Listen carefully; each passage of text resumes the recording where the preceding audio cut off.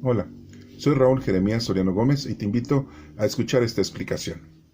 Hoy vamos a hablar de uno de los apóstoles de nuestro Señor Jesucristo, el más joven, Juan, el hermano de Santiago, hijo de un señor que se llamaba Zebedeo y de su esposa Salomé. Salomé era una de las mujeres que acompañaba a nuestro Señor Jesucristo y que lo acompañó durante bastante tiempo en su predicación de la doctrina. El Evangelio de Juan es uno de los últimos evangelios que supuestamente fue escrito. Juan nace aproximadamente en el año 6 de la era cristiana, así lo dicen, ¿no? Según los historiadores. Sabemos que Juan estuvo con nuestro Señor Jesucristo a la edad de aproximadamente de 14 años, era un joven, y duró con nuestro Señor Jesucristo 3 años conviviendo con él, o sea que cuando muere nuestro Señor Jesucristo, Juan tenía aproximadamente 17 años. Y es el último de los discípulos que muere, desterrado en una isla de Patmos. Ahora al rato los vamos a ir viendo punto por punto para que tengan ustedes esos datos muy seguros y se den cuenta de la pequeña información que tenemos de Juan. Y digo pequeña porque pues hay muchas cosas que se pueden tener de él, pero no las tenemos de una forma muy cierta, ¿no? Pero bueno, Juan, el apóstol, él no tenía apodo, ¿verdad? Como otros discípulos, como Leví, que le decían Mateo, o como Judas Tomás, que le decían el mellizo, el gemelo, o como Simón Pedro, que el mismo Jesús le dijo que te vas a llamar Pedro, que significa piedra. Y había otros discípulos que tenían otros apodos, ¿no? El otro Simón le decían el celote, porque pertenecía a una agrupación y que estos estaban en contra del gobierno romano. Y así sucesivamente, ¿no? Bernabé, pues no era su nombre Bernabé, Bernabé era José. Y Juan Marcos, pues su nombre no era Marcos, era Juan.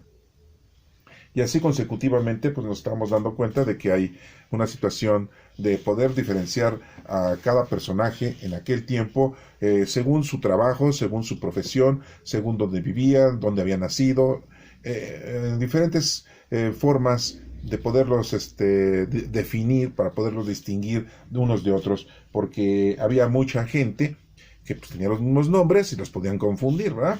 Bueno, en este caso de Juan, es hermano de Santiago, le dicen Santiago el mayor, pero no porque sea mayor de edad, sino simplemente porque era una forma de distinguirlo del otro Santiago, el menor, que era primo de nuestro Señor Jesucristo. Bueno, quiero recordarles entonces que el Evangelio de Juan fue escrito más o menos en los años 90 y 100, aproximadamente, del año 90 al 100 de nuestra era cristiana.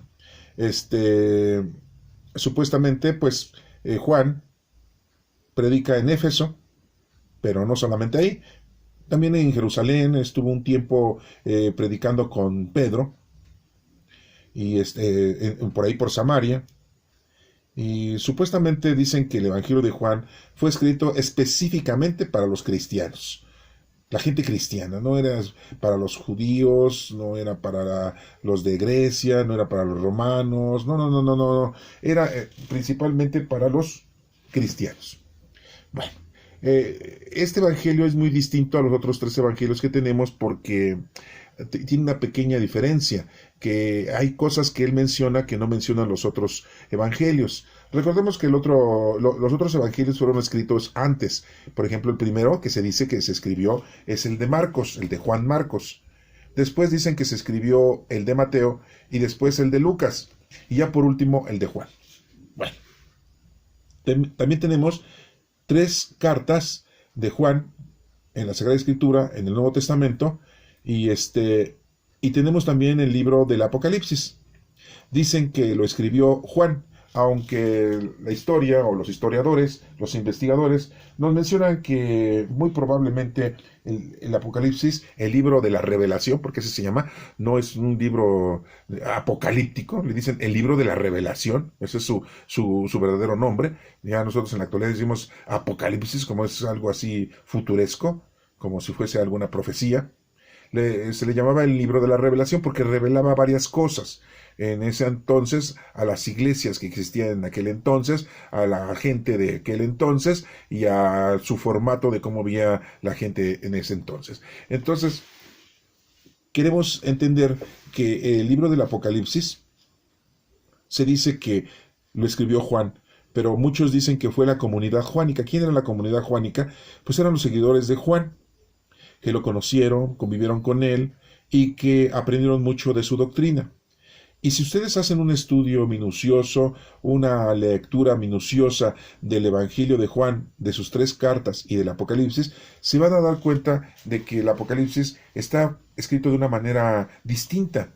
Cualquier persona que se dedica a la escritura le podría a ustedes decir que sí, definitivamente, el Evangelio de Juan está escrito de una manera, las 3 cartas están escritas de otra manera, muy parecida al Evangelio de Juan, pero totalmente el libro del Apocalipsis o el libro de la Revelación está escrito totalmente diferente. Y no digo que porque esté mencionando revelaciones, sino porque la forma, el contenido, lo que dice en el cuerpo de la lectura, es muy distinto. Un escritor, escribir así, pues sí tiene mucho que decir dentro de su literatura, y es muy distinto, ¿no? El Evangelio de Juan nos dice algo muy importante, y pueden ustedes estarlo leyendo y se van a dar cuenta de esto. Bueno, esa es una invitación que les hago para que se den cuenta que, pues, muy probablemente así sea cierto, de que el Apocalipsis, el libro de la Revelación, que dicen que es de Juan, fue escrito por la comunidad juánica y se lo atribuyeron a Juan. Y les digo esto porque hay una situación. Cuando los libros del Nuevo Testamento se fueron integrando, los estudiosos, los teólogos, los doctores de la iglesia, por decirlo así, fueron los que dijeron, estos libros son los que están inspirados por Dios y son los que van a estar integrando esta literatura para la evangelización y el adoctrinamiento. Y no habían contemplado el libro de la Revelación, del Apocalipsis. Estamos hablando en el año 300 de nuestra era. Ya pasaron 100 años después, en el año 400, cuando pues le dieron cavidad al libro de la Revelación, al libro del Apocalipsis, para ingresarlo o anexarlo al Nuevo Testamento. Pero de momento no lo habían aceptado, precisamente porque lo veían con una cierta situación difícil de entender y de creer que Juan hubiera escrito ese libro, por la situación en que les estoy mencionando, de que pues está escrito de una manera muy, muy distinta. Y bueno, esto se los hago mencionar porque pues muchos pensamos, ¿no? Y decimos, fue escrito por Juan y se acabó. Y muchos le tienen miedo a la literatura del Apocalipsis porque dicen, es que dice muchas cosas proféticas. Y después en la actualidad mucha gente dice, ya se cumplió esto que dice en el Apocalipsis, se está cumpliendo esto otro que dice el Apocalipsis. Es que en el Apocalipsis dice este otro punto. Yo les invito a que escuchen la explicación del Apocalipsis, capítulo por capítulo, ahí lo pueden encontrar en el canal de YouTube. Entonces, para que vayan viendo ustedes que pues la situación es muy, muy contradictoria a lo que se maneja comúnmente. Vamos a regresar con la explicación de Juan y pues quiero recordarles que era hijo del señor Zebedeo y que su mamá se llamaba Salome. Su oficio pues supuestamente era arreglador de redes, pero me imagino que también pescaba, dicen los historiadores, que si estaba ahí en Cafarnaúm, cerca de donde vivían Pedro y Andrés, porque Pedro y Andrés vivían en Betsaida, y también Santiago Mayor y Santiago Menor vivían en Betsaida, pero iban a pescar a Cafarnaúm, no está muy lejos de Betsaida, Cafarnaúm, y ahí ellos estaban arreglando las redes que se rompen, las redes nuevas, las van sujetando de una manera propicia para la pesca, pero también nos mencionan algunos historiadores que eran pescadores, y que era muy joven Juan. Aproximadamente les digo que tenía 14 años. De 12 a 14 años tenía Juan cuando nuestro Señor Jesucristo le hace el llamado a él y a su hermano. Y le dice que son hijos del trueno. ¿Por qué? Porque son muy activos. Los dos son muy prominentes. Le echan muchas ganas. Entonces, pues es lógico, ¿no? Los jóvenes son así. Todas las personas que fuimos jóvenes, pues a lo mejor teníamos mucha energía, mucho ánimo, muchos deseos y queríamos hacer muchas cosas. Bueno, pues aquí no cabe duda que también les pasó eso a Santiago Mayor y a Juan. Por eso Jesús les dice que son hijos del trueno. Bueno, les dice vorágines o bonerges. según como la pronunciación, ¿no? Porque pues está escrito en hebreo y el que sabe leer el hebreo, bueno, podrá leerlo, ¿verdad? Sí, pero pasó primero al griego, al español, y por eso dice que se dice Boanerges. Pero bueno, ya eso es cuestión de la forma de la traducción. Nos habla también de que Juan estuvo directamente conectado con nuestro Señor Jesucristo y decían que era su consentido, porque era el más joven, ¿no? Y estuvo presente Juan en la resurrección de la hija de Jairo. También estuvo presente en la transfiguración de Jesús cuando se apareció Moisés y Elías con Jesucristo. También estuvo ahí presente Juan en ese momento. Estuvo presente también Juan en el Getsemaní, en la oración del huerto, cuando se queda dormido en compañía de Pedro, de Santiago su hermano y él. O sea, se quedan dormidos los tres, no aguantan la pesadez de la noche y la pesadez del pecado, y se quedan dormidos y no acompañan a nuestro Señor Jesucristo a la oración. Bueno, entonces son momentos muy importantes, ¿no? Fue testigo también de las apariciones de Jesús resucitado y también estuvo en la pesca milagrosa en el mar de Tiberíades. Quiero decirles que el mar de Tiberíades pues es el mismo mar de Galilea. Lo que pasa es que le dicen Tiberíades porque construyeron ahí ciertas residencias para el César Tiberio. Entonces, por eso le dicen el mar de Tiberíades, pero pues era el mar de Galilea. Quiero también informarles que el mar de Galilea, pues no es exactamente salado, es un mar dulce, pero le dicen mar. Eso yo no sé por qué le digan así, no tengo yo la nota, pero se le dice el mar de Galilea, pero es un mar de agua dulce, diríamos, pues es un mar de agua, sería un lago, dirían otros, pues es un lago, pues no es que sea un lago, es un mar, pero pues le dicen que es el mar de Galilea, por la cuestión esta de que ahí estaba muy grande y ahí había peces y tenían esa fortuna de poder llegar a tener unas grandes pescas y muchos pescadores pues se dedicaban, y es el mar que les queda ahí cerca, no se iban a ir al Mediterráneo, ¿verdad? Bueno, vamos a seguir. También en los Hechos de los Apóstoles nos comenta que en Pentecostés, 50 días después de la resurrección de nuestro Señor Jesucristo, Juan el apóstol está orando junto con Pedro, que era la primera comunidad cristiana. Recordamos también que cuando resucita nuestro Señor Jesucristo, Juan y Pedro corren hacia el sepulcro porque les avisó Magdalena de que ya no estaba el cuerpo de nuestro Señor Jesucristo ahí, que ella lo había visto. Entonces fueron corriendo, llegó primero Juan porque estaba joven, ha de haber tenido si tenía 14 años cuando estuvo con nuestro Señor Jesucristo, a los 17 años, pues nuestro Señor Jesucristo muere y es la edad que tiene Juan, 17 años. Y Pedro pues ya era una persona adulta, aproximadamente de 50 años. Entonces lógico que corrió más rápido un joven, ¿no?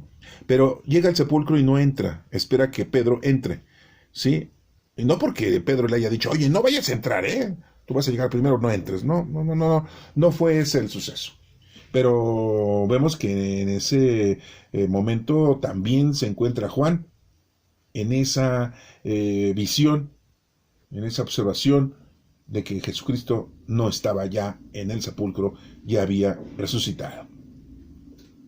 Y bueno, pues vemos que Juan está, también conoce a Pablo, y algo más importante es que Juan le da cavidad en su casa a la Santísima Madre, a nuestra Santísima Madre María. Y vive ahí nuestra Santísima Madre, ya que nuestro Señor Jesucristo le pide a Juan que se haga cargo del cuidado de su madre. Eso pasó cuando Jesucristo fue crucificado, ¿sí? Entonces, pues, Juan tuvo ese mandato de nuestro Señor Jesucristo y por eso cuida a nuestra Santísima Madre ahí, en su casa, ¿sí? No siempre estuvo ahí, ya después, pues, fue a otro lugar, pero Nuestra Santísima Madre ahí estuvo, y siendo que Nuestra Santísima Madre pues tenía hijos postizos o hijos de José, pero no le dieron cavidad en su casa, no le dieron asilo, el que se ocupó de ella pues fue Juan, Juan el Evangelista. Muchos nos mencionan que la primera y la segunda y la tercera carta que Juan escribe no solo es para los cristianos, sino es como para todo el mundo. No solamente es para exactamente los cristianos. Así dicen los estudiosos, los teólogos, ya que han observado y examinado la prédica, ¿sí? Entonces, bueno, también nos mencionan que muchos autores lo han identificado con el discípulo a quien Jesús amaba mucho, que cuidó a María, madre de Jesús, y que pidió, ¿sí? A nuestra Santísima Madre esa información, ese conocimiento de todo lo que vivió nuestro Señor Jesucristo desde su infancia. Y también debo decirles a ustedes que pues no solo Juan estuvo en contacto preciso con nuestra Santísima Madre, sino que también Lucas, el médico investigador que tenemos su evangelio, también tuvo contacto con nuestra Santísima Madre. ¿Y quién fue la comunicación, o quién hizo que los dos se conocían en el contacto? ¿Quién fue? Pues Juan, el apóstol.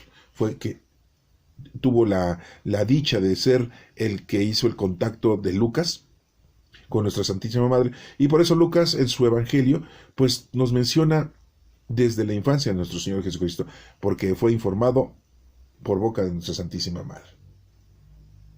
Y bueno, Juan nos menciona que él muere en el año 101, cuando el emperador Trajano estaba como emperador en Roma, y muere en Éfeso. Y pues, según se tienen todavía sus reliquias, ¿verdad? Ahora las vemos que se dice que están ahí en Turquía, ¿sí? Hay mucha gente que dice que en Turquía está las reliquias de nuestro Señor, de Juan el Apóstol, ¿sí? Bueno, tenemos también una información y se las voy a proporcionar para que la tengan ustedes presente y que la puedan ustedes también investigar y estudiar, ¿verdad?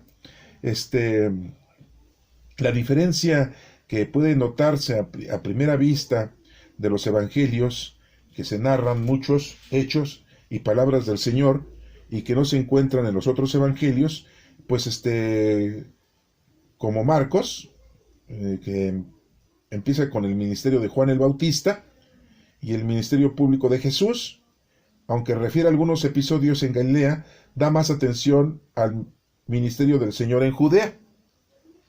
También da importancia especial a su presencia en varias Pascuas y en otras grandes festividades judías, en relación con los últimos días del Señor en Jerusalén. Y eso está pues en Juan capítulo 13. Y con su resurrección y las apariciones subsecuentes, informa de sucesos importantes que no aparecen en ninguno de los otros tres evangelios. ¿Sí? Por ejemplo, algunos encuentros con los fariseos y a la vista de los griegos es el único evangelio que refiere la última aparición de Jesús a la orilla del mar de Galilea y la rehabilitación de Pedro, un episodio que se narra de manera muy concreta en el capítulo 21. Bueno, también quiero informarles que la característica más notable del Evangelio de Juan es informar de qué hizo Jesucristo exactamente, y revela quién era Él en su último momento, en donde se presenta a Jesús como la eterna palabra de Dios, hecha hombre y viviendo entre los hombres. El verbo divino, ¿no? El verbo es acción. Sus milagros son signos o señales que revelan esta esencia en una persona, en este caso en la persona de Cristo. Porque debemos saber que pues, el único que hace milagros es nuestro Padre Dios y nuestro Señor Jesucristo, ¿no? Y ahora vivimos la época del Espíritu Santo. Los discursos que se explican en el Evangelio revelado se valen de símbolos como el agua, el pan, la luz, y que expresan el don de la vida eterna, que Dios otorga por medio de nuestro Señor Jesucristo. Yo soy el camino, la verdad y la vida, lo dijo nuestro Señor Jesucristo. Un don que reciben ahora mismo y que en esta vida aquellos que responden a Jesús y le reconocen como el camino de la verdad y la vida. Eso está en el capítulo 13. También se mencionan los preciosos momentos sobre el compañerismo de Jesús con sus discípulos, en el momento de la noche de la oración del huerto, cuando es arrestado nuestro Señor Jesucristo. Su oración y su intercesión por ellos, y son palabras muy emotivas que les dirigió a los sus discípulos, a sus apóstoles, para ayudarles y alentarlos y darles fuerza por todo lo que estaba ocurriendo, que era el arresto y que después iba a ser su crucifixión. También en el Evangelio se citan las palabras yo soy de Jesús. Yo soy, dice, yo soy. ¿Se acuerdan de eso? Cuando le dice el fariseo, el Caifás, le dice, ¿eres tú el Hijo de Dios? Yo soy. ¿Sí? También Pilato, ¿no? Tú eres el rey de los judíos, yo soy. Pero si mi reino fuera de este mundo, pues, podrían defenderme mis súbditos, pero mi reino no es de este mundo. Sí, no es un mundo material, no es mundano, es espiritual. Y bueno, nos habla de muchas cosas, como ya lo hemos mencionado. Por ejemplo, él nos habla de la boda de Caná de Galilea, y no lo dicen los otros discípulos, ¿eh? Nada más no lo dice Juan, ¿sí? O sea que también nos menciona que tuvo una plática con Nicodemo, uno de los importantes en el Sanedrín, que sí creía en él. Eso es muy importante, ¿no? Para que ustedes lo denoten. Porque, pues. Ahora, también nos menciona que Jesús encuentra a una mujer de Samaria y que le da agua de beber del pozo. Son muchas cosas que no se encuentran en otros evangelios. Es por eso que es muy importante que tú lo leas, lo estudies de una manera muy especial, muy diferente, porque así te vas a ir dando cuenta de que hay cosas importantes en las que tú puedes integrarte, conocer, y te va a dar mucha alegría saber que Juan nos da una información que no tienen los demás evangelios. Nada más está ahí, en su evangelio.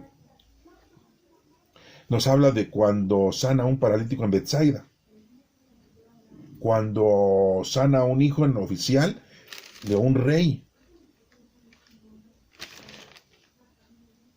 Bueno, pero hay muchas otras que les puedo yo platicar y que pues podrían ustedes tomarla, pero quiero mencionarles una que a mí me ha llamado mucho la atención, capítulo 7 de Juan, en donde dice, los hermanos de Jesús no creían en él. Dice, después de esto Jesús andaba por la región de Galilea. No quería estar en Judea porque allí los judíos lo buscaban para matarlo. Pero como se acercaba la fiesta de las enramadas, una de las fiestas de los judíos, sus hermanos le dijeron, no te quedes aquí, vete a Judea, para que los seguidores que tienes allá también vean lo que haces, pues cada uno quiere ser conocido, no hace las cosas en secreto, ya que haces cosas como estas, hazlas delante de todo el mundo, le dicen sus hermanos, ¿no? Los hijos de José. Esa es palabra de Dios. Entonces le digo, es muy importante eso verlo, porque pues nadie es profeta en su tierra, así nos lo ha dicho siempre, pues, la palabra de Dios, ¿verdad?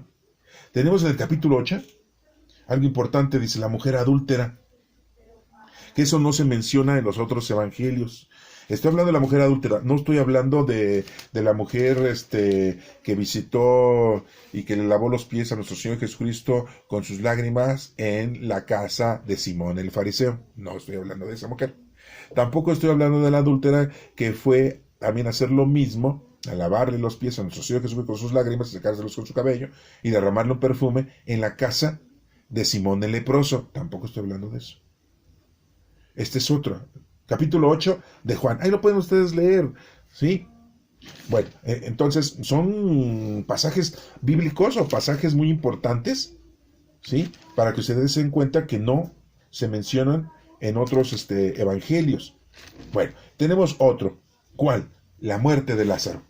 No se menciona en los otros evangelios. Está muy bonita esta información, esta historia. Y bueno, pues la resurrección de Lázaro, todo eso, ¿verdad? Y cómo Jesús llora en el sepulcro de Lázaro. ¿Quién era Lázaro? Pues un amigo de él, hermano de Marta y de María. Y bueno, pues eso lo estamos nosotros ya entonces viendo que son pasajes bíblicos muy bonitos, muy importantes y que los debemos nosotros de tomar en cuenta. Como les estaba yo diciendo, pues Juan nos menciona algunas cosas diferentes de los demás. Pero quiero también hacerles a ustedes notar las cartas de Juan, pues son 3. Y el tema central es el amor y que hay que demostrarlo con verdadero conocimiento de Dios. Eso nos lo menciona en la primera carta del apóstol San Juan. Se los digo para que tengan eso presente. En la segunda carta de San Juan nos describe y nos dice en el capítulo, porque nada más tiene un capítulo, nos dice: yo, el anciano, escribo esta carta a la congregación escogida por Dios. Por eso les digo, él ya era un anciano y escribe esta carta, no creen que estaba chavo. O sea, ya estamos hablando de que Juan ya estaba muy viejo. Aproximadamente, él vivió 3 años con nuestro Señor Jesucristo. Pónganle de los 14 a los 17 años. Y de los 17 hasta que se murió, a los 95 años, casi tenía 80 años predicando la palabra. 80 años. Hay gente que ni vive 40 ni 30 años en este planeta, en esta tierra, ¿no? Y él tenía ya 80, casi 80 años predicando la palabra de Dios. ¿Cómo la ven? Bastante tiempo, ¿no? Entonces, pues ya era una persona con mucho conocimiento. Entonces, vean ustedes la carta, la segunda carta de Juan, cómo la escribe. Y si después, ya estaba anciano, porque muchos dicen, es que cuando estás joven escribes de una manera, y ya cuando estás anciano escribes de otra manera. Ah, mira, pues vean cómo el Evangelio está escrito de una manera, y la carta de Juan, la segunda carta, él mismo lo dice: yo, el anciano, escribo esta carta a la congregación escogida por Dios y a los que pertenecen a ella, o sea, a la comunidad juánica, y a quienes amo de veras, y no solo yo, sino también todos los que han conocido la verdad. Los amo a ustedes por causa de la verdad que tenemos en nuestro corazón y que estará con nosotros para siempre. ¿Se dan cuenta? Ahora empiecen a leer el Apocalipsis y se van a dar cuenta de que empieza diferente. Ahorita vamos a pasar a esto. Quiero también que vean la tercera carta de San Juan. Y también nos menciona, es un solo capítulo. Y empieza: yo, el anciano, escribo esta carta a mi querido amigo Gallo, a quien amo en verdad. Querido hermano, pido a Dios que, así como te va bien espiritualmente, te vaya bien en todo lo que tengas buena salud. Me alegré mucho cuando algunos hermanos vinieron y me contaron que te mantienes fiel a la verdad. ¿Se dan cuenta? Está hablando de la doctrina, está hablando del amor, está hablando de sus amigos, de sus compañeros. Y dice: yo, anciano. Pero, ahora, chequen ustedes, vean el Apocalipsis cómo empieza. No dice yo, anciano, y supuestamente pues ya estaba anciano, ¿no? Y una persona de 90 y tantos años. Y miren cómo dice en el capítulo 1 del Apocalipsis, dice: esta es la revelación que Dios hizo a Jesucristo para que Él mostrara a sus siervos lo que pronto ha de suceder. Jesucristo lo ha dado a conocer enviando a su ángel a su siervo Juan. O sea, alguien lo está explicando. Alguien lo está diciendo. Fíjense, esta es la revelación que Dios hizo a Jesucristo para que Él mostrara a sus siervos lo que pronto ha de suceder. Jesucristo lo ha dado a conocer enviando su ángel a su siervo Juan. ¿Cómo hubiera podido escribir Juan esto? Simple y llanamente: yo, ya anciano, escribo esta revelación para que ustedes se den cuenta lo que va a suceder prontamente. Y no lo dice así. Lo dice como si un escritor lo estuviera notificando, lo estuviera dando la información. Entonces, yo los invito a ustedes a que lean minuciosamente estas 3 cartas. Lean el Evangelio de Juan, porque dice datos muy importantes. Intégrense y les va a gustar mucho. Y ya después, si quieren, lean el Apocalipsis, pero pues se van a dar cuenta de que pues habla totalmente diferente. Es la comunidad juánica la que escribe, los seguidores de Juan, y se le atribuyen a Juan, pues porque supuestamente todos ellos dicen, pues eso lo aprendimos de Juan y lo estamos diciendo aquí. Pero no tiene nada de misterioso, no tiene nada de feo, no tiene nada de que nos dé miedo, de temor. Está hablando de las iglesias de aquel entonces y las está manejando de una manera simbólica. Pero bueno, la iglesia católica, la iglesia cristiana nos ha dicho que el Apocalipsis es el libro profético y que es de revelación y que todas estas cosas están por suceder y están sucediendo, ¿no? Pero bueno, eso es lo que dicen ellos. Pero si tú ya lo lees con calma e investigas y lo examinas, pues te vas a dar cuenta que no es cierto, ¿no? Que es una explicación de aquel entonces, de las iglesias de aquel entonces y de la gente de aquel entonces y de cómo era el modo viviente de aquel entonces. Y mucha gente, vamos a acordarnos de lo que dice Pablo, que mucha gente en su momento, cuando él también estaba predicando, pues ya mucha gente ya no quería trabajar, ya quería vivir de la limosna, como algunos presbíteros sacerdotes hoy en la actualidad, ¿verdad? ¿Por qué? Porque decían, pues ya se va a acabar el mundo, pues ya, mejor vamos a vivir todos en paz, en armonía, porque el mundo está por terminarse. Así dijo Dios, y ya Jesús va a venir, así como lo vimos ir, va a regresar. Entonces ya lo estaban esperando. Imagínense, empezaron a provocarse ninis, ¿verdad? Desde aquel entonces. Bueno, espero que esto te haya gustado, espero que te haya servido como una invitación para que leas, investigues, estudies y conozcas más a Dios. Que Dios te bendiga.